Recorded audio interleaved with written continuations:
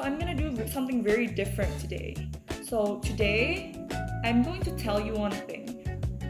I actually dream of being a polymath.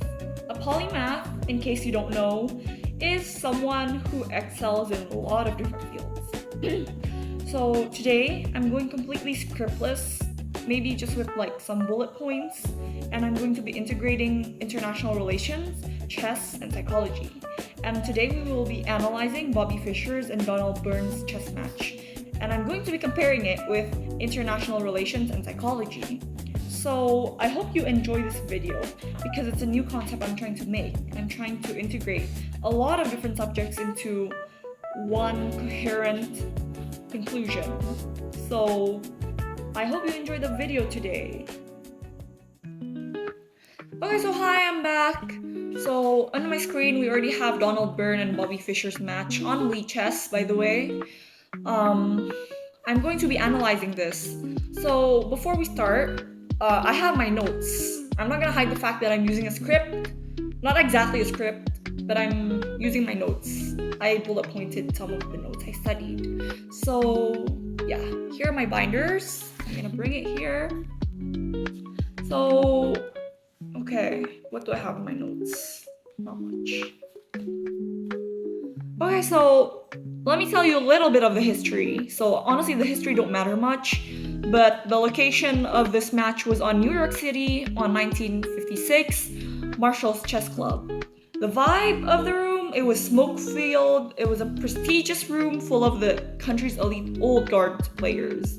And the contrast of these two players was an established professor,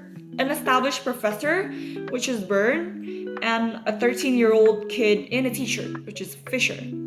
So the master, Donald Byrne, he's a top-tier American master and professor. He's known for a solid and logical play, and he was the heavy favorite among the players. His mindset was just like he wasn't exactly playing just a chess game. He was teaching a lesson to a junior. Meanwhile, there's the underdog, Bobby Fischer. Status is a nobody at that time, literally struggling earlier on the tournament, but he chose a very unusual opening. It's a hyper-modern style that lets the opponent look strong while you prepare to strike from the sides. And you see, there's actually a risk. Most kids play safe to avoid losing, but Fischer played to disrupt.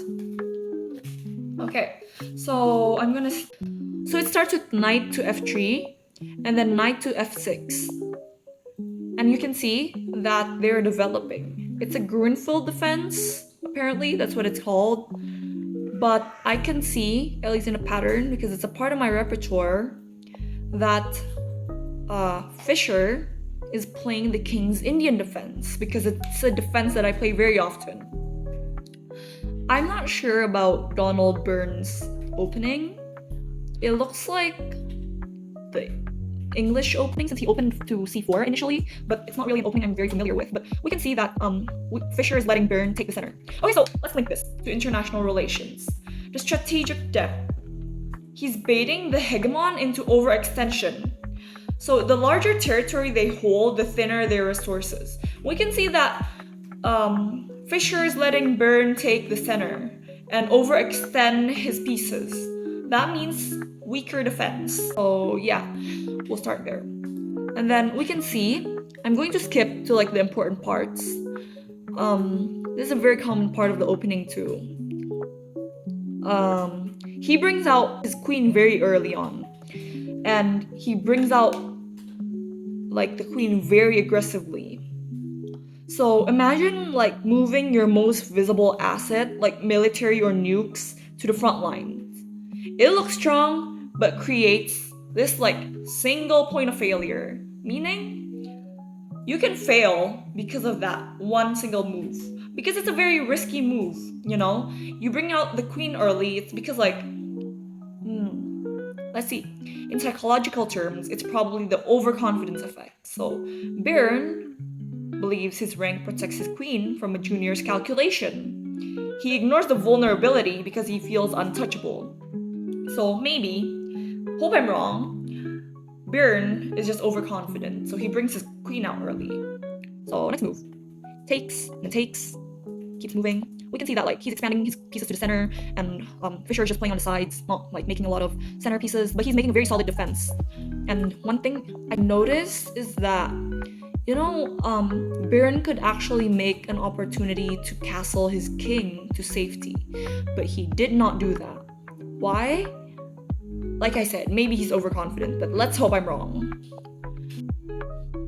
G4. Okay, so this is the part where it gets really wrong. So this pushes Fischer's opportunity to win even higher.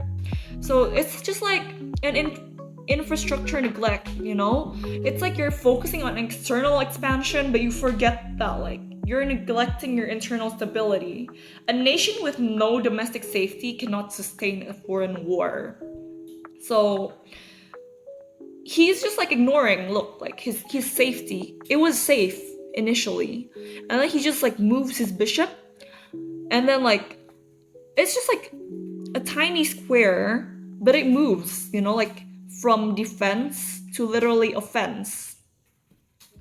Like bishop to e2 is the best, but he chose to do bishop to e5. See, bishop to e2, it would have been like way safer because like you're building your defenses, and it would allow like I said, kingside castling safely, but he chose to move his bishop to a more aggressive position.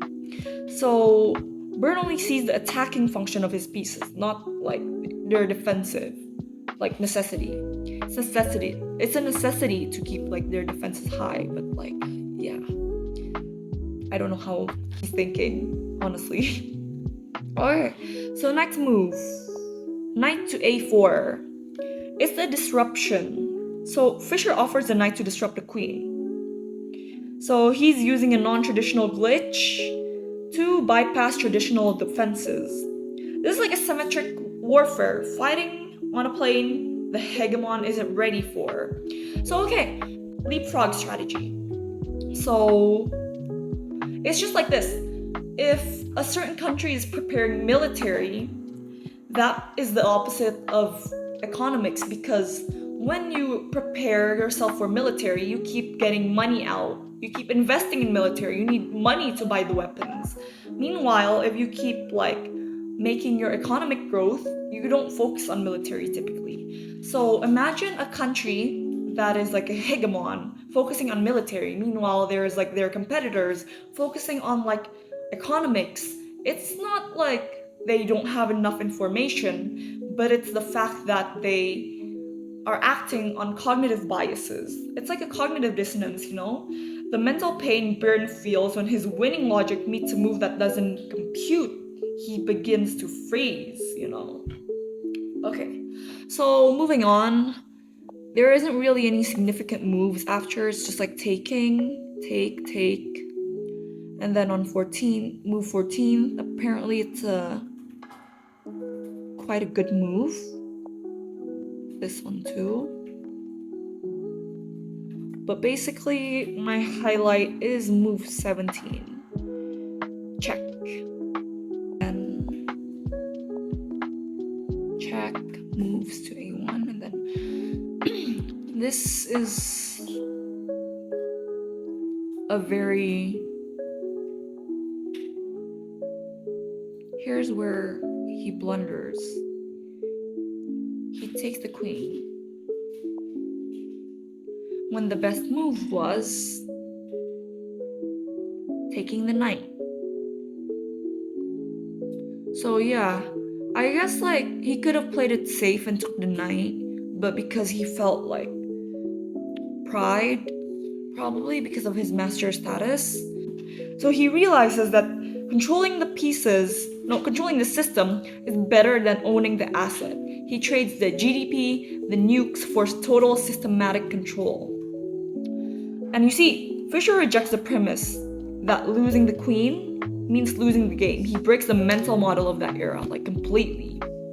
So he sacrifices queen, which is a blunder, apparently, for white to take the queen.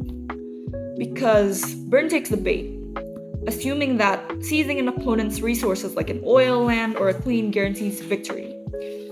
It's a sunk cost fallacy. Byrne is so invested in a master narrative that he feels he must win by capturing material.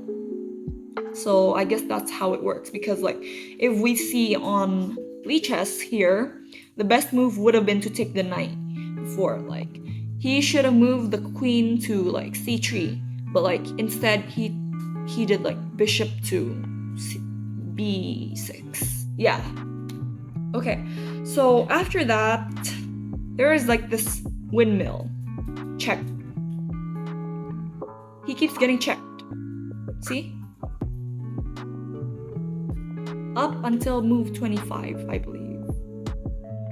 And then everything else starts getting worse for Byrne.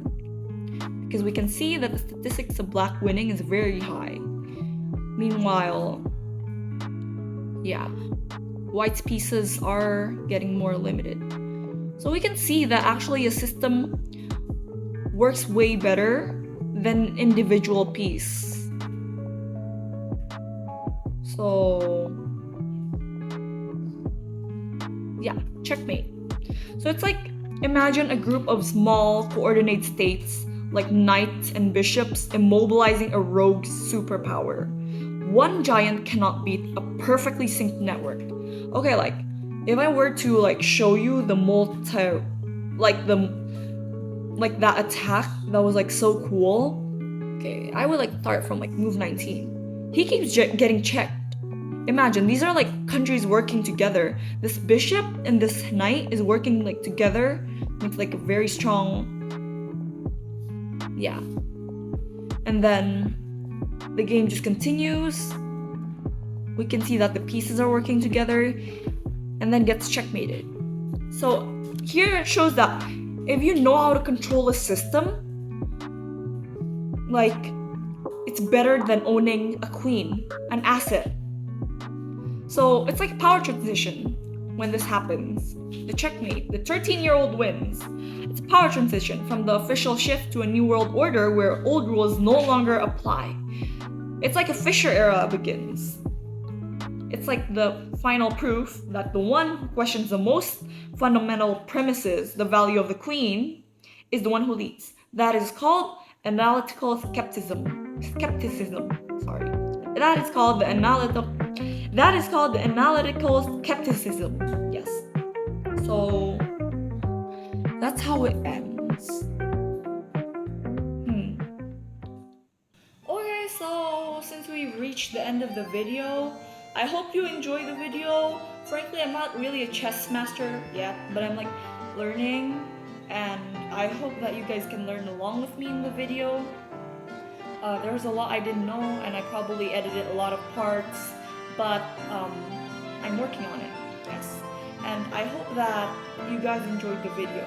And if you guys do, don't forget to like, comment, subscribe, or do any of those things.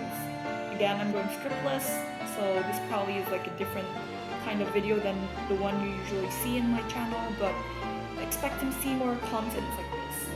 Okay, thank you for watching the video. Bye!